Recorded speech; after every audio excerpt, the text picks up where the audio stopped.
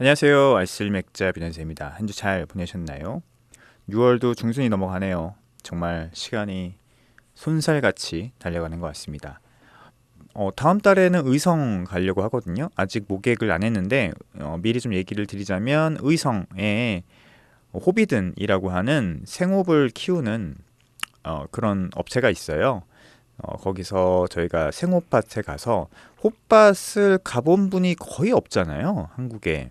홉이 어떻게 생겼는지 잘 모르고 또 어떤 식물인지도 잘 모르는 게 대부분이실 거예요. 맥주는 그렇게 많이 드시면서. 근데 국내에 꽤 오래전부터 뭐 괴산, 의성, 뭐 예전엔 전주나 김제 쪽에도 있었던 걸 잘 알고 있는데 지금도 아마 있긴 있을 거예요. 홉을 키우신 분들이 꽤 계시기 시작했어요. 그래서 그런 분들께서 한국에서 나는 생업을 갖고서는 여러 가지 다양한 시도를 하시려고 노력하고 계신데 저희가 이번에 가서 7월 20일이거든요. 그러면 생업을 아마 저희가 추수를 할 수 있을 것 같아요. 그리고 그 생업을 갖고 맥주를 만들어 보는 경험도 한번 해보려고 합니다. 그 호비든 그 옆에 또 그 공방이 있더라고요. 그래서 아시는 분들도 많이 아시는 것 같던데 뭐 그런 어떤 이벤트를 함께 해보려고 하니까 국내 생업을 갖고서는 맥주를 양조하는 그러니까 홈브레잉이죠. 홈브레잉을 양조하는 경험은 아마 많이들 안 해보셨을 것 같아요. 대부분 펠렛 갖고 양조를 해보셨을 거고 뭐 그리고 그게 나쁜 건 아니고요. 생업을 갖고서는 꼭 양조하는 게 꼭 좋은 건 아니거든요. 생업이라고 하는 게 신선할 때 또 빨리 해야 되고 여러 수요 문제들이 있기 때문에 어, 어떤 일정한 퀄리티의 맥주를 지속적으로 담보하기에는 상당히 어렵습니다. 그래서 이제 펠렛을 쓰는 거고요. 하지만 생홉을 쓰면은 또 나름대로의 의미와 매력이 있죠. 그래서 생홉은 일종의 이벤트 맥주로 많이 양조를 하고 있어요. 뭐 저쪽에 시에라 네바다도 그렇고 옛날에 한국에서도 몇몇 이런 이벤트 맥주들이 나왔고 뭐또 의성라건가? 그 맥주도 국내산 홉을 쓴 맥주로 제가 알고 있는데 생홉을 썼는지 잘 모르겠고 어쨌든 저도 한번 생홉을 써서는 한 번도 안 만들어 봤거든요. 그래서 생홉을 어떻게 써야 되는지 얼마나 써야 되는지 가서 좀 보고 배워 오려고 하고 있습니다. 재밌을 것 같으니까 7월 20날 가는 그 생홉 맥주 만들러 가자. 네, 저희 협회 대한맥주 투어에 좀 많이 신청을 해주셨으면 좋겠습니다. 아마 15만 원 정도 될 것 같아요. 그러니까 맥주 양조까지 다 포함된 금액이에요. 15만 원 정도 되니까 솔직히 그렇게 비싼 금액이 아니라고 생각합니다. 의성까지 또 버스를 타고 가야 되고 거기에서 진행되는 뭐 여러 가지 인건비 또 재료비 이런 것들을 생각하면 높은 금액이 아니라고 생각되기 때문에 신청 많이 해주셨으면 좋겠습니다. 오늘 맥주 사전 거의 마지막인 것 같아요. 아까 보니까 이제 X랑 Y, Z 남았는데 진짜 얼마 안 됩니다. 그거 하면은 맥주 사전이 드디어 얼마 만에 끝나는지 모르겠어요. 한 2년 만에 저희가 끝나는 건가요? 저희 책거리도 한번 해야 될 것 같은데 책거리 여기서 어떻게 하지? 마포 FM은 맥주 반입이 금지가 되기 때문에 맥주뿐만 아니라 음식물 반입이 스튜디오에 금지거든요. 그러다 보니까 스튜디오 안에서 뭔가 그 책거리를 하는 건 좀 불가능할 것 같고 어쨌든 맥주 사전이라고 하는 제가 처음으로 번역한 책이 드디어 한번 쭉 소개를 시켜드릴 수 있어서 저도 나름 의미가 있고 재밌었습니다. 저도 또 이렇게 쭉 둘러보면서 개념을 다시 정립하는 시간도 됐었던 것 같아요.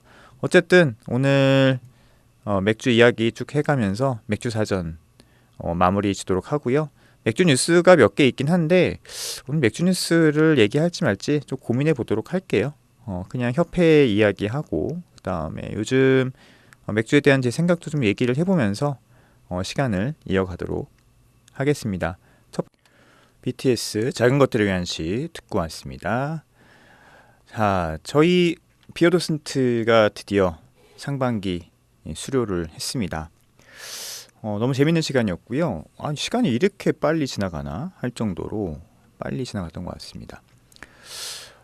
재밌었어요. 뭐 여러 가지 저는 이제 뭐 가르치는 내용은 거의 비슷하니까 그런 거 가르치는 거 자체가 재밌다기보다는 그 수업을 통해서 맥주에 대해서 다양한 이야기를 할 수 있는 것, 요게 비오더슨트 수업의 재미인 것 같아요. 그러니까 어쨌든 맥주에 대해서 관심이 있는 분들이 오신 거잖아요. 단순히 지식을 얻고자 하는 것도 있지만 뭐 맥주 문화나 맥주 자체를 즐기다가 뭔가 더 배우고 싶다, 뭔가 더 이야기하고 싶다라고 해서 신청하신 분들이기 때문에 수업을 하다 보면 여러 가지 주제로 얘기를 하게 되는데 그 주제마다 이제 각자 갖고 있는 생각들이 있어요. 그럼 그런 생각들을 얘기하시기도 하고 궁금증에 대해서 이제 물어보시기도 하고 근데 지식적인 측면도 있지만 저의 생각에 대해서도 물어보시기도 하면서 그 과정에서 이제 여러 가지 이야기들을 하게 되죠. 저도 제 생각을 많이 얘기하게 됩니다. 그러니까 수업 시간에 얘기하는 얘기들이 어떻게 보면은 진짜 제 생각이라고 할 수 있어요. 그러니까 대외적으로 어떤 모임이나 이런 데서는 제가 이제 최대한 어떤 제 생각을 최대한 얘기를 안 하려고 하거든요. 주로 들으려고 하고 또 이제 뭐 맥주 협회장 혹은 독립맥주 공장의 대표로서 얘기를 하게 되면 괜히 제 생각이 더 주입이 될 수도 있고 뭐 이런 생각 때문에 이제 저는 제 생각을 주로 얘기를 말씀 안 드리려고 하고 있어요. 대외적인 자리에서는 물론 뭐 토론 자리나 뭐 이런 자리에서는 얘기를 해야겠지만 이제 수업 자리에서는 제가 아무래도 이제 맥주에 대한 전반적인 것들을 말씀드려야 되고 또 가르쳐 드려야 되고 이제 또 답이 없는 문제에 대해서는 제 생각을 가감없이 이야기를 하는 게 교육생들한테는 여러 가지 것들을 판단하는 데 있어서 도움이 될 거라 생각이 들고 또 제 생각이 좀 아닌 것 같다 생각되면 거기에 대해서도 또 반론을 또 제기하실 수도 있고 맥주라는 게 답이 없거든요. 답이 없어요. 음식이고 또 우리가 지금 맥주 문화라고 하는 측면을 다루고 있잖아요. 맥주 문화가 제대로 정립이 되고 구현이 되는 게 뭐 맥주 산업뿐만 아니라 우리가 사는 공동체에 이로운 영향을 줄 수 있다라는 믿음 이제 위에 저희가 이런 여러 가지 활동들을 하고 있는데 답이 없습니다. 답이 없기 때문에 해석의 문제로 넘어가요. 결국은 해석의 문제라고 하는 것은 인문학의 문제이기도 하죠. 그러니까 사람 사는 문제로 넘어가게 되는 거예요. 그게 결국 인문학이거든요. 그러니까 자연계의 법칙을 다루는 문제, 우주의 법칙을 다루는 문제는 인문학이 아니죠. 그것을 해석하는 것이 결국 인문학의 문제인데 답이 없습니다. 그러니까 우리가 생각하는 공통선이라고 하는 것도 요즘 철학에 있어서는 더 이상 없다라고 하는 게 일반적인 생각이거든요.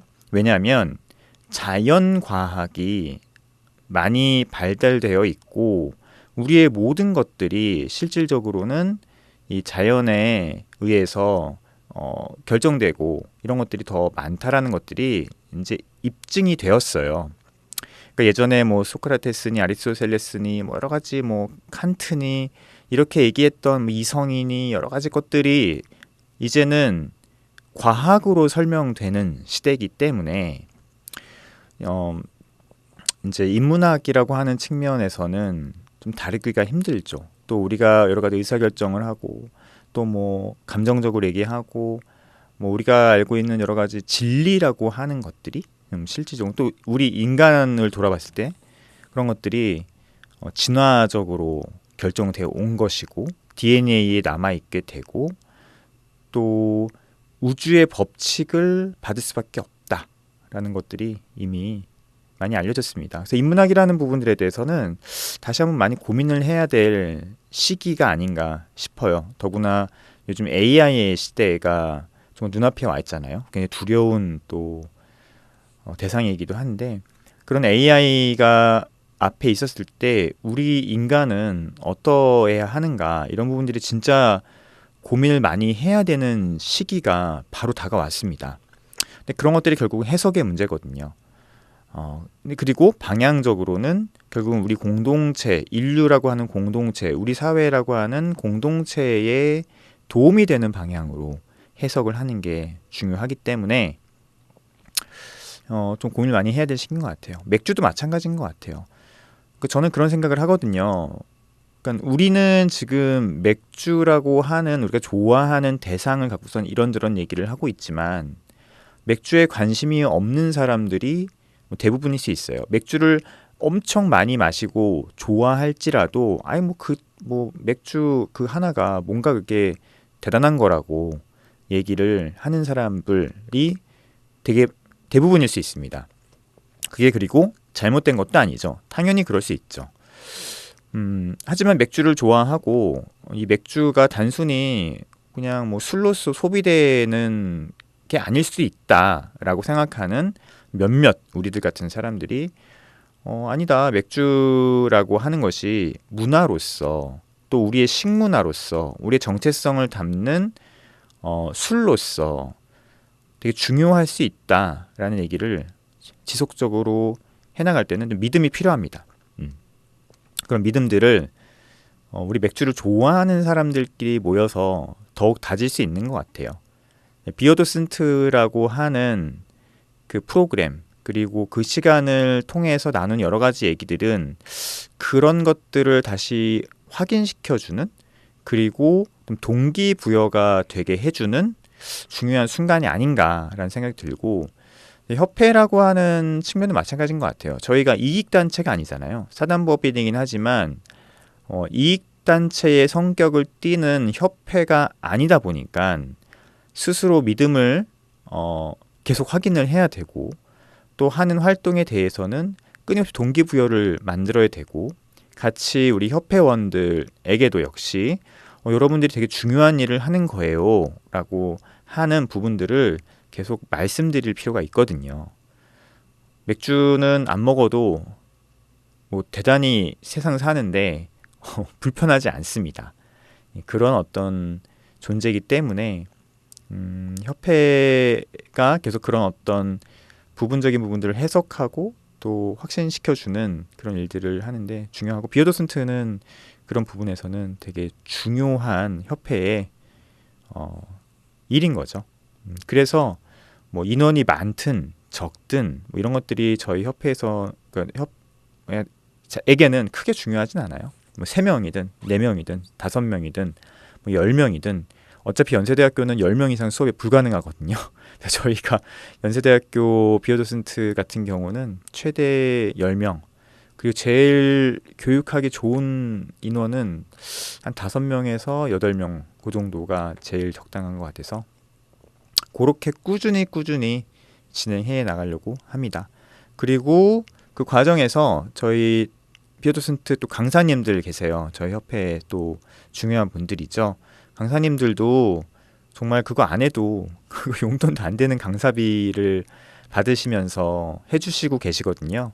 그런 부분들이 굉장히 감사드리고 또 고무되는 부분이에요. 계속 이렇게 진행되고 있구나. 2학기 비어도슨트는 아마 8월 말부터 시작이 될 것 같아요. 아마 다음 달부터 이제 신청을 하라고 얘기가 올 것 같은데 좀 미리미리 좀 홍보를 해서 저희가 또 다음 학기에도 재밌는 맥주 수업 또 맥주 문화를 만들어가는 그런 일들을 해보도록 하겠습니다.